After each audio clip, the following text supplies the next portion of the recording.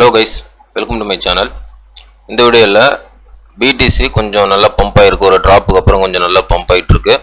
So இதனுடைய further update பார்க்கலாம். அதாவது இங்கேருந்து நம்ம பிடிசி எந்த லெவலுக்கு போக போகுதுன்னு சொல்லிட்டு நம்ம சின்ன அனலைஸ் பார்ப்போம், டெக்னிக்கல் அனலைஸ் பார்ப்போம்.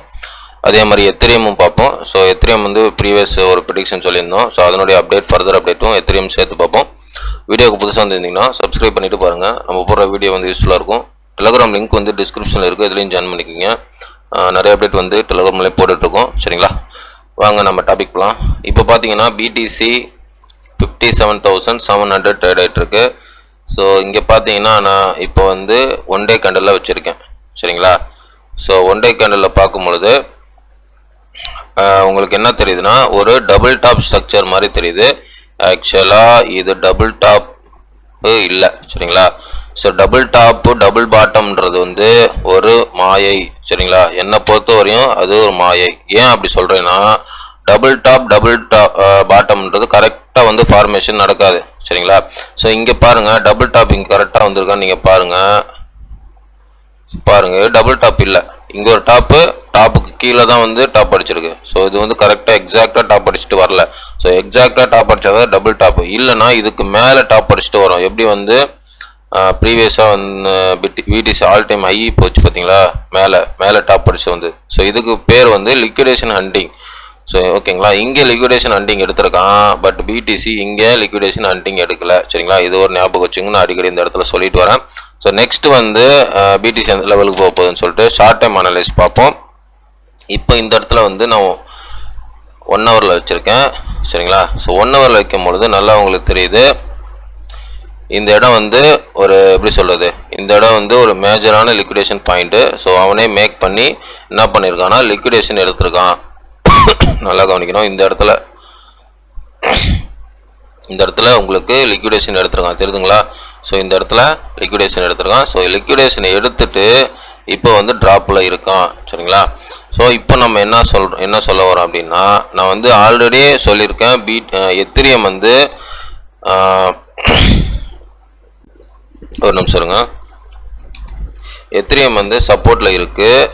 சரிங்களா, ஸோ எத்திரியம் வந்து சப்போர்ட்டில் இருக்குது. ஸோ சப்போர்ட்டில் வந்து ரிஜெக்ட் ஆகி மேலே வருது. அநேகமாக வந்து சப்போர்ட் கீழே வந்து ஹெவியான லிக்விடேஷன் மேக் ஆகும். ஸோ கண்டிப்பான முறையில் லிக்விடேஷன் எடுத்துகிட்டு மேலே போனால் தான் ஒரு பர்ஃபெக்ட் ஹெல்த்தியான புல் ரன் வரத்துக்கு நமக்கு சான்ஸ் அதிகம் மாதிரி சொல்லியிருந்தோம். ஸோ அதே மாதிரி இந்த வீடியோவில் ஸோ அதை தான் நான் சொல்ல போகிறேன்.